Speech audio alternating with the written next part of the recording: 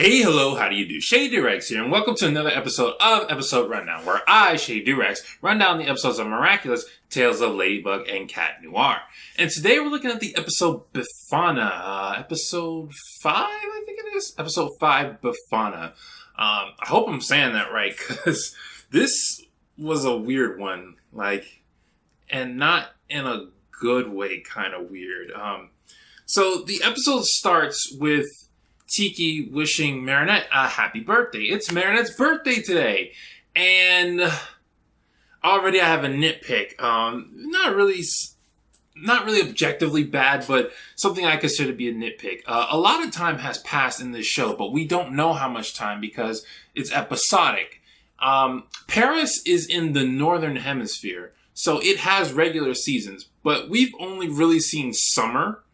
Other than the Christmas special, we saw winter. But in the show, we've only seen summer. And it's been both Marinette's and Adrienne's birthday. When that happens, you get a sense that time has gone by. But because of the seasons, it doesn't feel like time has gone by. They probably do that because, they don't have the budget to keep changing assets with the seasons. Or maybe I'm wrong. Maybe it has been fall and spring and I just haven't been noticing it. But I'm pretty sure it's only been summer. So anyway, the episode goes on with Tiki wishing Marinette a happy birthday, and Tiki gives Marinette this gift, which she creates and spits up, and it's a little stone that looks like a yin symbol, which is appropriate because Tiki is the Kwami of the Ladybug earrings, which is the yin of this world, as far as we know. So she gives her that, and this is good world building, kind of, but here's the problem. Tiki says that this is what does she say? A ritual that Kwamis do on birthdays. What other Kwami do we know? We know Plag. Whose birthday has it been? It's been Adrienne's. That was the first episode. Why didn't Plag give Adrienne this gift? It doesn't really make any sense. Plag gave Adrienne a piece of cheese for his birthday. But Tiki says that throwing up yin symbols is something that Kwamis do for people's birthdays. So this doesn't really go well with the continuity. So Marinette is actually distracted, though, from Tiki's gift because she's expecting Alia to call her to take her to the dentist, but she actually thinks that Alia is throwing her a surprise party. And when I heard that, I was kind of iffy because I was like, this plot could either go one of two ways. Either A, it actually is a surprise party, and Marinette is going to doubt that it's a surprise party until the last minute, or B, it's not a surprise party, Marinette's just jumping to conclusions. Neither of those things happened. Well, Marinette did doubt that it was a surprise party, but that was short-lived. Neither of those things happened. It turns out it is a surprise party, and Marinette could tell because she asked her parents, and her parents were really obvious about it. Instead of focusing on that, Marinette's grandmother comes into the scene. And when I see her walking, I'm just like, oh, okay. This is the Akuma, and we're never going to see her again after this episode. It's just like her uncle. Any special, you can easily tell who the Akuma is going to be, usually within the episode. But whenever any special character just randomly drops in like that, they're going to be the Akuma, and it's unamusing. This grandma also is a stereotype that I've gotten kind of tired of. The cool grandma, she rides a motorcycle, she travels all over the world. It's not a bad character. It's just that I've seen it a lot of times, and I've gotten kind of tired of it. They want to make the grandma stand out, so they make her cool. But since everybody's doing that, if every grandma is cool, then no grandma is. So Marinette's grandmother wants to spend the day with her because it's Marinette's birthday, but she treats Marinette like she's a little girl. She even got her a little shirt that's way too small for her. Marinette says that she'll still accept the gift and she'll make use of it, which is respectable in my opinion for Marinette because she actually does wind up making use of that gift. And, I've gone on this channel about how if somebody gets you a gift that's not good, then that's not a good thing. They should learn how to get better gifts. It is the thought that counts, but you should still put some effort into gift giving and not just give somebody anything. But Marinette makes use of a useless gift And I think that's really creative of her character. You know, we know her character is an artist, and the way she goes about it is she turns the shirt into a purse outliner. I don't know what it's called. A purse skin, I guess, is what you would say.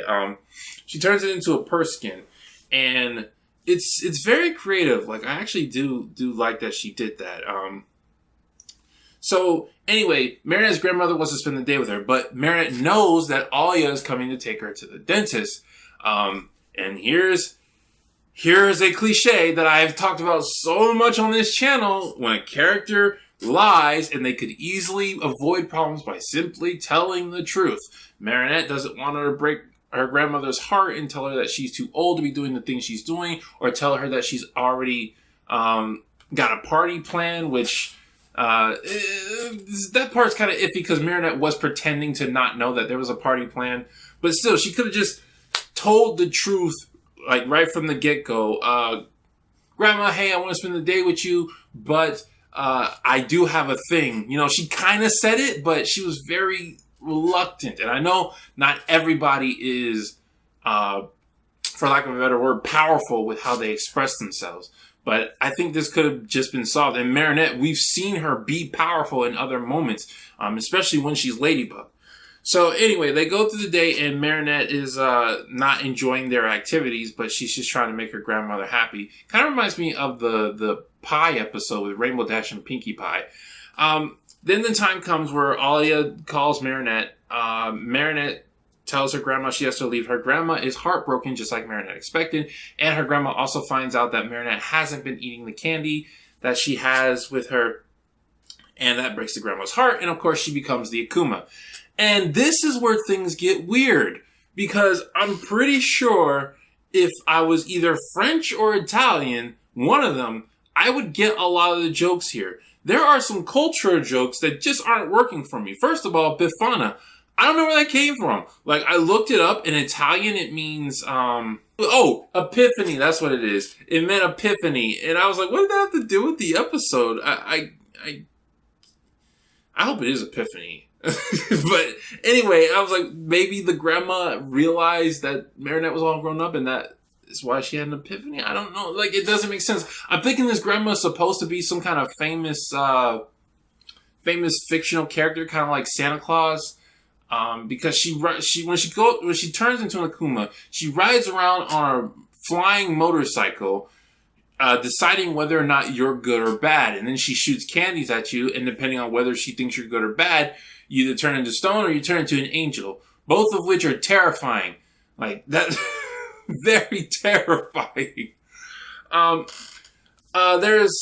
she goes to Marinette's part. Oh, before we get to that, there's this running joke where the dad doesn't want to spoil the surprise, so he keeps throwing the cake he's made away. To me, I understand why they did it. It was just supposed to be a joke, a running gag. But to me, this was unrealistically stupid. And it kept pulling me out. It kept feeling like it was a kid's show. And I don't like to say that because some of my favorite shows of all time have been kids shows. Like, just because something's a kid show doesn't mean you have to be bad with it. The dad throwing the cake away every single time made him unrealistically dumb. Just ridiculously, unrealistically dumb. He's a baker. He is a baker. If Marinette came down and saw them baking a cake, he didn't have to do anything. If she asked, "Oh, who's that for?" He could have said a number of things. But yeah, he kept throwing away the cake. And when Marinette asked him if he knew Alia was throwing a surprise party, he's like, "Who's Alia? Oh, your best friend? We haven't seen her in years." Like, it wasn't funny to me. Like, this felt like it was supposed to be something that's for little kids. You know, kids that will laugh because they know you want them to laugh. That's what it felt like it was for, and that was really bad. So anyway, Marinette's grandmother becomes this thing that flies on a motorcycle, and her goal is to try and turn Marinette into stone. Like, that's the whole thing she's doing there. She goes to where Marinette's party is, and before we get to that again, I almost forgot. This is something I've been wanting to say since episode 2 of this season, but I kept forgetting. when I first saw episode 1, I thought Hawkmoth was closer to that window. No, he's not. He's the same distance. It's not that he's closer. It's that the details on his outfit are more defined this season. Or the lighting is slightly different. That's what it is. And I just thought he was closer to the window. But yeah, I'm finally glad I got that out. Because I've been forgetting to say that for so many episodes. Marinette Marinette's grandmother goes to the party as the Akuma, Befana. And she tries to shoot down Marinette. She shoots down, she tries to shoot down Marinette, and all of Marinette's friends protect her. That's good. However, while protecting her, they have to make these grand declarations about how Marinette is such an awesome person. That's bad. That's Mary Sue stuff right there. You won't hurt Marinette. She's nice and sweet and kind. It's like, no, you don't need, you can just say you won't hurt you. We're not going to let you hurt Marinette, or they don't even have to say anything. They just try to stop her. That's good. I know Marinette is liked by her classmates. Like that, you could just show me. You don't have to do all this telling of how awesome a person Marinette is. Because they're only doing it so that we'll like Marinette more. Ladybug and Cat Noir show up. Or actually, Cat Noir shows up first because this person's after Marinette. It kind of switches from last episode where the person was after Adrian. This person's after Marinette. I didn't even realize that until just now. And while I'm talking about stuff that I realized, the animation in this episode was weird. Like, it was very not as good as it usually is. The show has moments where the animation like takes you out of it, but this time it was like all over the episode. But Cat Noir shows up and he's fighting off Marinette's mom because she's been turned into an angel. And he grabs Marinette and takes her to the Eiffel Tower, and he hides her at the Eiffel Tower, where she becomes Ladybug.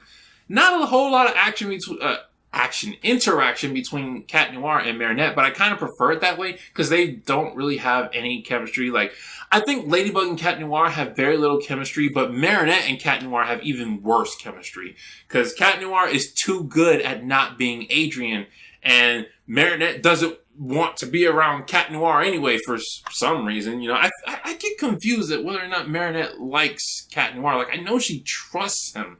She trusts that she thinks that he's a good fighter, but I get kind of the sense that she doesn't like being around him. Like, I don't know. Anyway, so Cat Noir goes back to fight the lady, and again, this whole time they're singing this song. It's I don't know the name of the song, but the tune goes dun, dun, dun, dun, dun, dun, dun, dun, dun, dun. It's a very famous song, and I'm like, is this an inside joke? Why are they constantly singing this song? Is this related to what's going on? I don't know. I couldn't get into it. So they take her to the Eiffel Tower where they do a bit of a battle, and Marinette has this scene, Ladybug has this scene where she has to fight all the angels by herself. Adrian struggled with one, but Ladybug can fight all of them by herself. Again, making Ladybug look amazing and making Cat Noir look like a chump. Like, I would not care. I would not care if Ladybug was this super duper awesome superhero and Cat Noir was a chump. Like, I wouldn't care if the world established that. But the world established that they are equals. They are partners. They need each other. And so for them to have Ladybug always beating up a lot of people and for Cat Noir to always struggle, it doesn't make sense to me. Especially since a cat is supposed to be more athletic. What's the one? I'm just going to say athletic. A cat is supposed to be more athletic. And so I'm seeing this boy with these cat powers, but he can't beat these people while he can't beat one of these while Ladybug can defeat several of them. So, they eventually beat the Akuma. Nothing really too interesting happens with the Akuma as far as I remember. They eventually beat her, and they go back to the party, and Adrian gives Marinette a gift. Now, here's something I need to mention. I said in the review that I can't relate to Adrian because they don't give him much character development. But I can relate to Marinette because she has so much character development. Well, I said I can't relate to Marinette, but I can grasp the relative importance. This is what I mean. When I see Marinette going to a birthday party, and I see Adrian there giving Marinette a gift, because I know Marinette, I know that this is a big deal for her. I know that Adrian giving Marinette a gift is very special to her. I know this is a special moment for her. It's hard to get that from Adrian because we don't get that much development with him.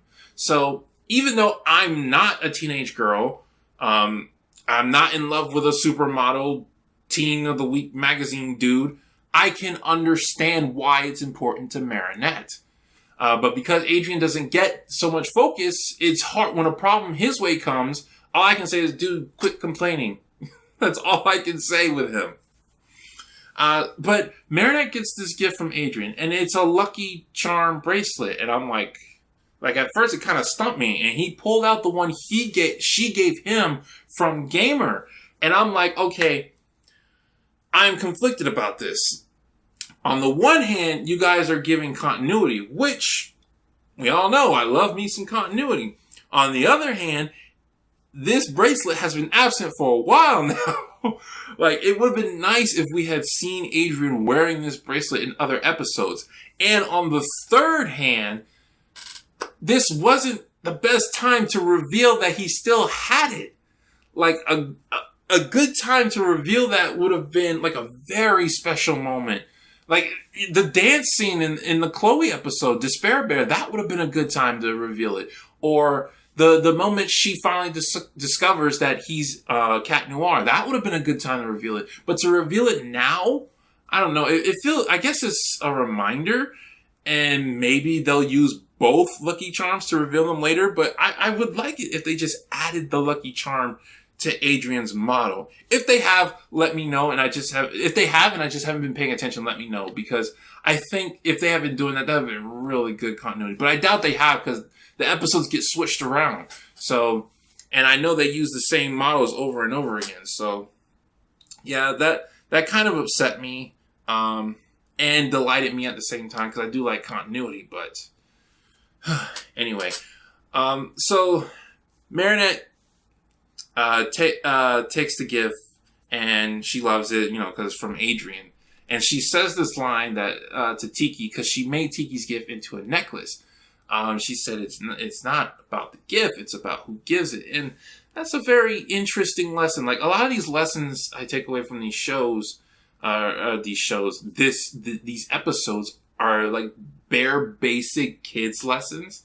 That one is actually like some thought-provoking stuff, at least for me personally, because when it comes to gifts, I'm like, you should always be thankful for something somebody gets you. But at the same time, you shouldn't be afraid to criticize somebody for being a bad gift giver. But it goes back to what happened in MLP, where they say the important thing is that gifts are given with love, and you need to know that people love you a lot. So that was an interesting lesson. But it wasn't enough to save this episode. Like, overall, this episode was just weird. Like, it was boring. The first half was really boring. There are a lot of parts that annoyed me. And that whole Befana theme, I didn't get. Oh, one more thing. I almost forgot to talk about this. I've been almost forgetting to talk about a lot of things this episode. There was one scene where freaking Befana, Hawkmoth tells Befana, go get the Miraculous. And Befana says, what do we say? And Hawkmoth gives this face and says, please. It's a joke. But you really shouldn't be destroying the character for the joke. This is something Teen Titans Go does, where it just says, okay, whatever we establish the character to be, bump it. The joke is what matters. Hawkmoth would not say please to this woman. Hawkmoth would clench his fist and say, go get me that Miraculous or I'll take away your powers. That's what Hawkmoth would do. You can't just throw things out for a joke like that. I mean, maybe you can, but it didn't work this time around. It did not work this time around. I was like, that wasn't natural. That wasn't natural for Hawkmoth to do that. But anyway, that's it for this episode. Did not enjoy it at all. Was weirded out more than anything. Let me guys know what you thought about the episode and what you thought about this video. And I will see you guys next time for episode 6. I hope that's what it is, because that's what I just said. This has been Shady Doorags. So long. Farewell. Avita say. Goodbye.